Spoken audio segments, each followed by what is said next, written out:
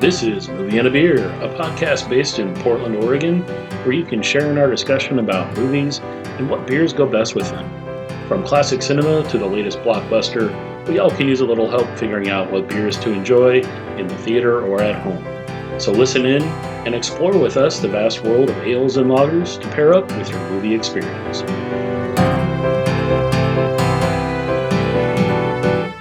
So welcome to Movie and a Beer. My name's Dan Kopersky. I have a couple of my regular guests with me tonight. I'm your Gold Furby chain expert, Blake Hunt. And I'm Randall, just a guy. Just a guy. Right on. So Sticking to my bit. We were really fortunate that Randall had the time tonight to come over and hang out, and we watched Uncut Gems. Well, again, thank you, Randall. Yes, it was awesome. Ooh. I think we both, all three of us, really appreciated this movie. It has a lot of buzz going on in Hollywood. I was able to grab a copy of it, and we were able to watch it here at the house. So for tonight, we were able to actually enjoy a home draft of a wonderful beer by a local brewery from Vancouver, Washington, Fortside Brewing. This is a beer called Orange Whip. Orange Whip is from the classic Blues Brothers. Yes, it is. When John Candy's character goes to their, I think, second last concert in the movie, and the waitress comes by and he points to his two deputies. Orange Whip, Orange Whip, Orange Whip, Orange Whip. 3 Orange Whips. Yeah, so that's if you are in the Portland, Oregon metro area or in Vancouver, you can find this beer in a lot of places.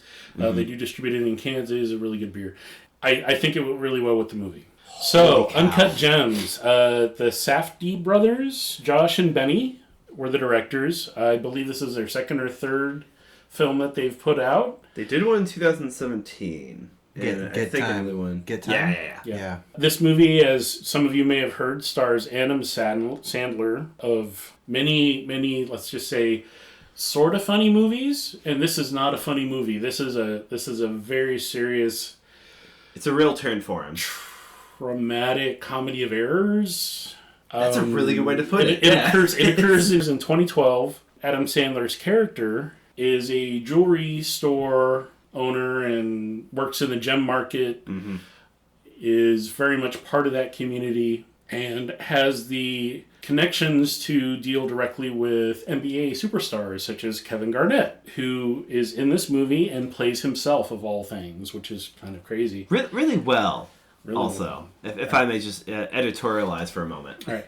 I think all three of us really enjoyed this movie. We thought Holy it was cow. really incredible. It was almost like real time with some short editing put in there. This felt like, and I mentioned this while we were watching it, like this is reality.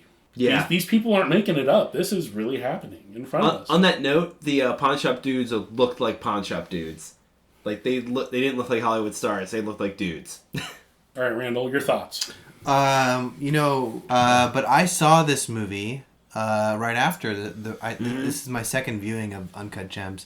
But so I saw Uncut Gems right after we saw Star Wars, and I think Star Wars was a blessing because it just made this movie shine so much more. This was already a great movie.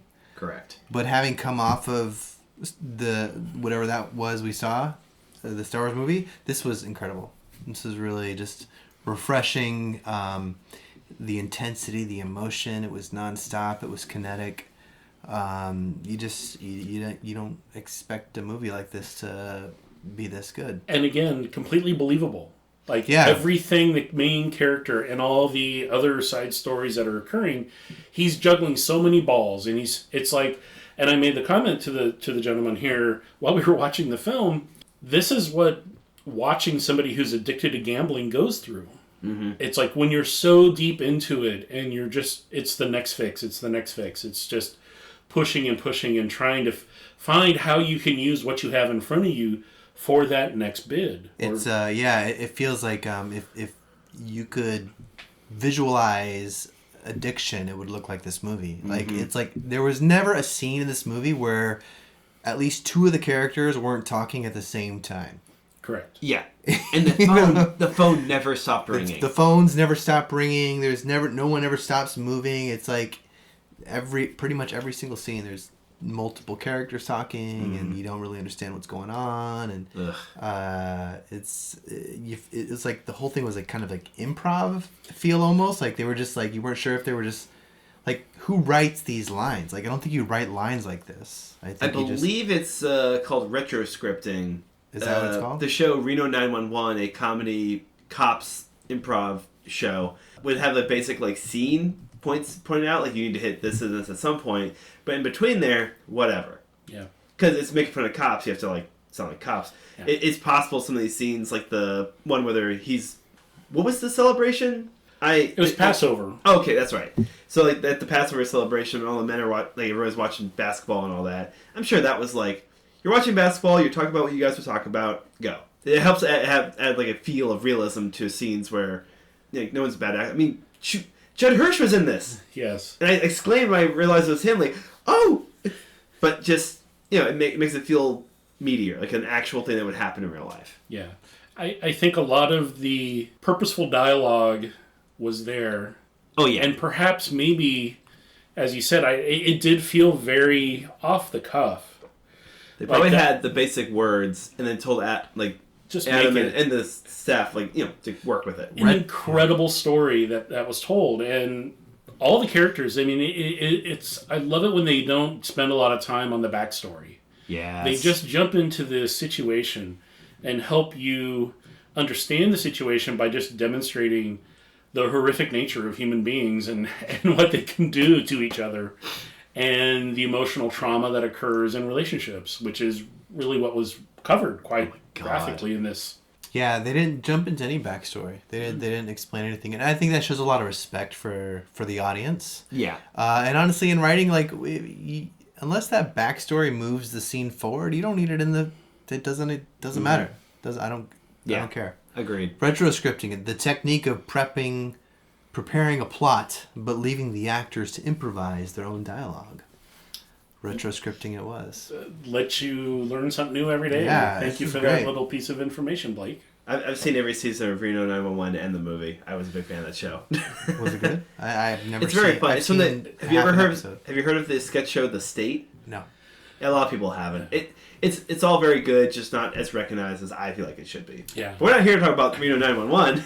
Yes. We're here to talk about this great film. Kevin Garnett nailing himself. That was great. I love it when an athlete can play themselves well. There's so much to, and yes, in the film he gets a hold of the whole part of the film is about this. I guess the titular thing? Most athletes have something that they draw on for inspiration and strength, and hey, I'm gonna win because of this thing. Kevin Garnett acquired this uncut gem. He there's no plot spoiling. I mean, it's obvious. No, yeah. Kevin Garnett gets the gem for a period of time. He wins. They're in the playoffs. He just dominates because he draws energy and inspiration from it. Yeah. And that's a common thing with most professional athletes. They have something that they use. Like Michael Jordan's thing was not changing his shorts or something, right? Like he kept his something like that. I don't know. I really. They have little rituals that help center them. Everyone does. Yeah. And the fact that this, the film opens up with the scene of where the gem comes from. That blew me away. And that's very true. I mean, if you've seen, there's some movies that have been made about the diamond mining and some of the mining that occurs that's ran by Chinese companies or foreign companies in Africa. They basically have these slave labor people that are trapped there. They have nothing to do. So they go work in these mines and they dig for precious metals and gems and things. And this happens to be something that got brought out of that situation. So, and there's some flashbacks that occur, or some, as said in the movie, if you stare into the gem, you can see the universe. And there are some scenes in the movie where they actually flash into, connecting part of the background, a little bit of the backstory. Kind of the history of what the gem seen. The world, basically. A little bit. Keep in mind that title sequence zooms into the gem. Yes. Revealing the universe. Oof. But then cuts to what? A colon. Oscopy, yes. Colonoscopy. Randall made me watch a colonoscopy. I'm not happy with it. Adam Sandler's ass. I think it's really, really metaphoric, right? You zoom into this precious gem, and out you come. Out. you end up exiting Adam Sandler's asshole. I'm not opposed to it. I mean, let's just think about that. You know I respect it because I have a joke I want to say and I won't say it. So I that was very... What's at a certain is... point, you kind of realize, wait, why does that look wet? Wait. Oh, yes. no. Oh, yes. no. I mean, I kind of figured because having been through one of those procedures myself and having seen enough of the, like, TV channels at the Discovery Channel and stuff that there's medical shows. I know what that looked like, and as soon as they switched over to that as a visual, I was like, "Oh, that's not the gem anymore, is it?" Okay, no. So but it's a very specific gem. Is then you go back inside of Adam Sandler at the end of it. I mean, you get to close the loop, so to speak. Yeah, and it does go and bring that sort of mysticism back into the film. Or at least into the character, in that this is from him. This is something that he brought upon himself, and it ended with him as well. If you want to talk mysticism, the music in this movie is phenomenal. Yeah. It's very, like, 80s... It's super cool. Super cool, like, it's really great. Transcore. You know, I was in Arizona, and on the TV, the only thing they had in the motel was... Supergirl from like 1984. What? Holy cow! I've seen that. Watch it. And but it's the same music. It's the same music. It's the same. It's the whole. It was a trippy film. Yeah. Wow. It was so like early 80s, bad. Like late 70s sci-fi, where the main character is wearing a sweater and he makes a horrifying realization. He goes. Yeah. They had some definite like synthesizer, like Korg old school synths. It works so well with this like down to earth, real gritty portrayal of like a guy who can't stop betting in like legit New York. Like it felt like New York. There was like, you know when you watch movies set in New York and there's no one on the street because they bought the whole like block out to film the scene. He's talking to everybody. There's like weirdos everywhere. The guys at the pawn shop look like guys at pawn shops. The one guy with the cast looks like he's a homeless dude they gave a job for a day. Yeah. Like, these look like real people, and I really liked it. I love Marvel movies, but everyone's so pretty. Yeah. This was nice. This was really realistic to me. I really appreciated the approach they took to the cinematography. Mm-hmm. The editing of it was really well done. Oh my god. Obviously the writing, the directing, the actors were just phenomenal, and I hope that this film can win a bunch of awards because it needs to. It didn't. It really didn't. Golden Globes, it didn't even get nominated. Well, according to Adam Sandler in an interview, I don't know if he's joking or not, he said if I don't win any awards for this movie, I'm making the next one's gonna be real bad on purpose. Well, it doesn't mean to be bad on purpose. He just makes bad films in general. No, he said this one's going to be bad. He's going to make sure it's bad. You got to watch his stand-up on his latest one on Netflix. It's really good. Ooh, oh, nice. He's back doing stand-up? He did. I'm sure he never left it. I'm sure he never left it. I mean, that was where he's from. I mean, he's an SNL alumni. I feel like he took a break. Who knows? To make 2 grown-ups movies. I think he's allowed to make as many bad movies as he wants. Oh no, he is. I'm not. He's done so many funny, great movies. That are just like. I'm not saying it's a bad thing. I mean, in an interview, he said if he doesn't win something, he's going to make the next one bad on purpose, and I thought it was really funny. And I don't think that any of the actors had to stretch very far for this film because everything was raw and real as far as the emotional reactions, the dialogue, everything felt like they, as we said earlier, sort of improv. All right, so 3 big thumbs up. Do we have any last little tidbits of information? You had mentioned one of the actors in the film. I was trying to find it fast enough to get the name right. The woman that played his wife, the loud Bronxy Jewish woman, is also known for singing as Elsa in Frozen. What? That's the Broadway singer Idina Menzel. All right. I've never actually said her name out loud. I've only ever read it. All right, so she's in it. The girl who plays his mistress has been like 2 other movies before this. Yeah, I'll say it again. Kevin Garnett nailed it. Yeah, so I've seen a lot of sports players, like sports athletes, and that's it. It's all right. I've seen a lot of athletes like not be good at acting, and I loved him. He was good. He was great in this. Yeah, really, really good. So, but 3 thumbs up. We've chatted about this movie now for close to 15 minutes. Well, clearly we didn't drink anything during the movie, right? We drank nothing during the movie. So Randall, any last thoughts on the movie before we move on to our discussion of the beers? You should watch Uncut Gems, and then you should revisit Punch Drunk Love, and then you should watch Happy Gilmore to just come up from all I do like Happy Gilmore more than Billy Madison. I love Billy Madison. Billy Madison was good. Happy Gilmore has the best bit where he's like putting at the mini golf course, and he tries going the clown mouth. He goes, does it again, gets it in there. Yeah, I'm gonna kill you, clown. He knocks the nose off. It's a good scene. All right, so before we start talking about the beer that we enjoyed, if we have a commercial to insert at this point in time, this is where it would go. Okay, now that we're back, thank you for sticking with us. We're now going to discuss briefly the wonderful beer that we enjoyed while watching Uncut Gems. This beer is from Fortside Brewing in Vancouver, Washington. Mm-hmm. It is titled Orange Whip, and as mentioned earlier in the episode, this is named after John Candy's. This is in the original, the first. Mm-hmm. Yeah, not the Blues Brothers. Not Blues Brothers 2000. Yep. The original Blues Brothers movie. After they get to the, I haven't watched this so long, to the big like concert hall, and they have the whole big show. Like, come let's see our show so we can save the nunnery orphanage thing. Orphanage, yeah. Yeah, the orphanage, and of course, advertising. You're gonna get the cops on you after you've had a 42 car pileup. Yeah, it's the biggest car pileup in movie history at that point. John Candy, having chased in the whole movie, shows up, just sits down, real casual, and a waitress comes by. Asks him, what are you guys having? And he points to his two deputies who do not respond because they are not in the mood to have fun, apparently. Orange Whip. Yeah. 3 Orange Whips. So this is, and John Candy, if you can find this beer locally here in the Portland metro area or in the Vancouver, Washington area, has John Candy on the can.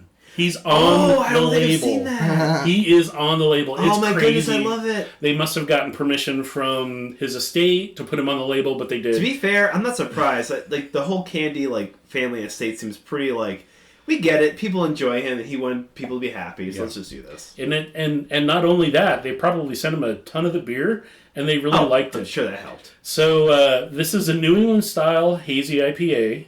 That's made with a whole ton, and this is quoting their website, ton of Eldorado and Mosaic hops.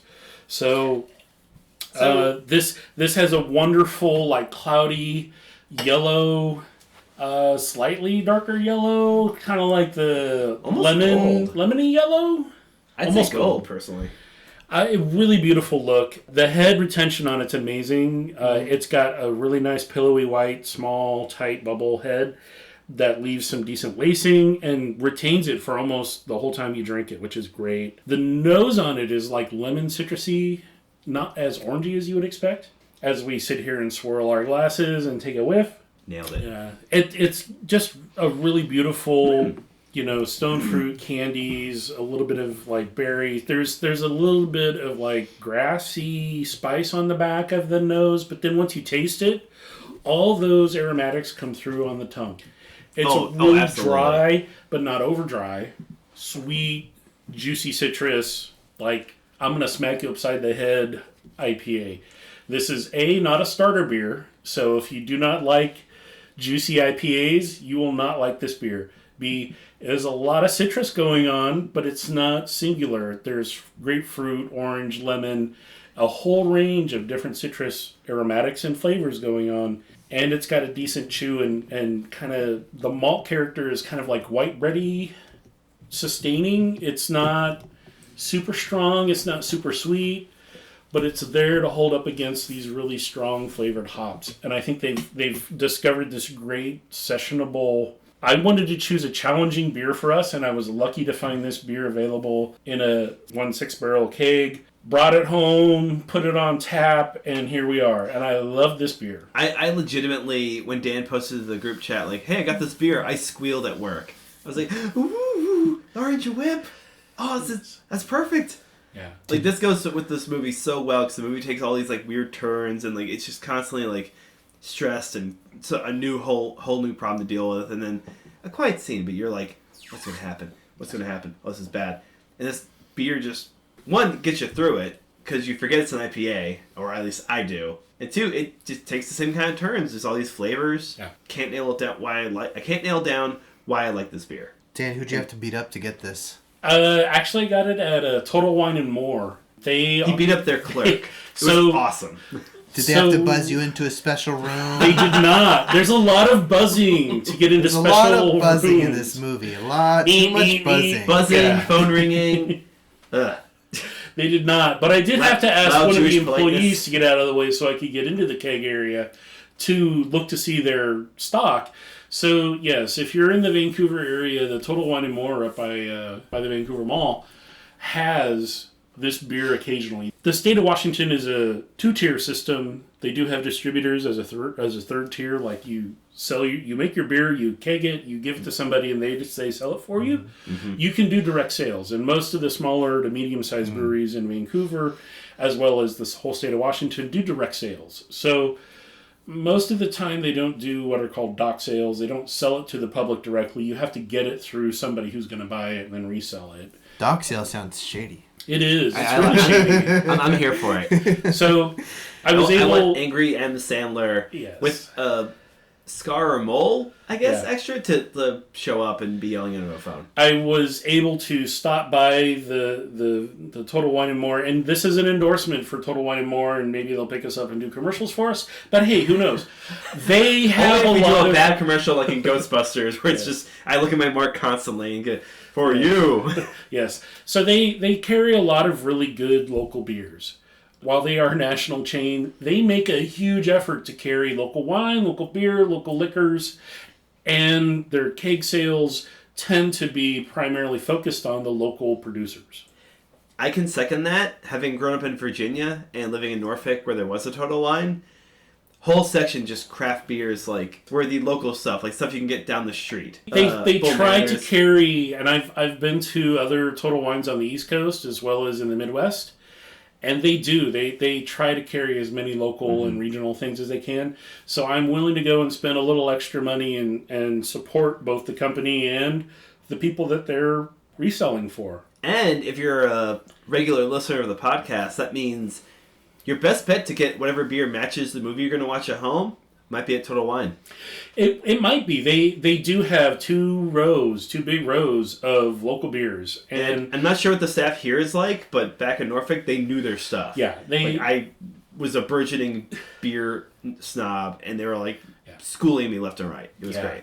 And this location also does growler fills and tastings of both hard alcohol and wine and beer and all kinds of stuff. They do a lot of community outreach to introduce and educate the public. So I endorse this location, even though I have nothing to gain from it. But I would say, if you are in the Portland metro area and have not visited Fortside Brewing or have not tried any of their beers, they are available at a bunch of the different tap rooms, usually year-round. This beer first came out about 1.5 years ago and put Fortside on the map. They had tried to find something to really... This is the beer that did it? This is the beer that they... I didn't know that. They sold out of it immediately, and then they just... a year-round production of this beer so that they can can it.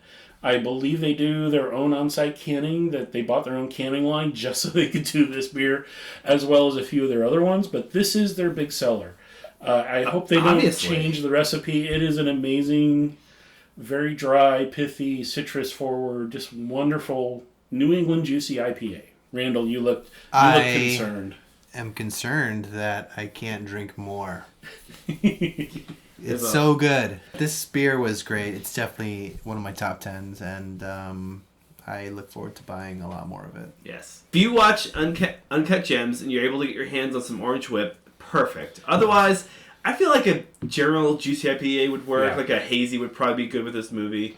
Yeah. Real, like, something that changes. Because this movie had me, like, tense and then, okay, I can relax. Oh, no, this is bad again. Yeah. Okay, I can relax now. A lot of emotional roller coaster with this as far as feeling for the characters, understanding the trauma they're going through, or at least the main character goes through frequently. People should watch the new Star Wars and drink Blue Moon. And then the next day, go see Uncut Gems and drink some Orange Whip. I legit thought you were going to say blue milk. No. I'm saying they have blue or green milk? Blue milk. Yeah, right. I would have you would have heard me running around the basement just screaming best Cheeto I think you got to come down for this film because this film is such a high. Like, it's so intense, and this beer is so wonderful. And it's a long movie. So make sure if it's a group of people or it's like you and a friend, maybe 2 6-packs. Yeah, or 2 of whatever you can get. I think it's a long movie. Some of us went through a couple of at least 3 pints, and it doesn't feel like a 2-hour movie. No, but it's a 2 hour. We want to thank you all for joining us today in this wonderful podcast, Movie and a Beer.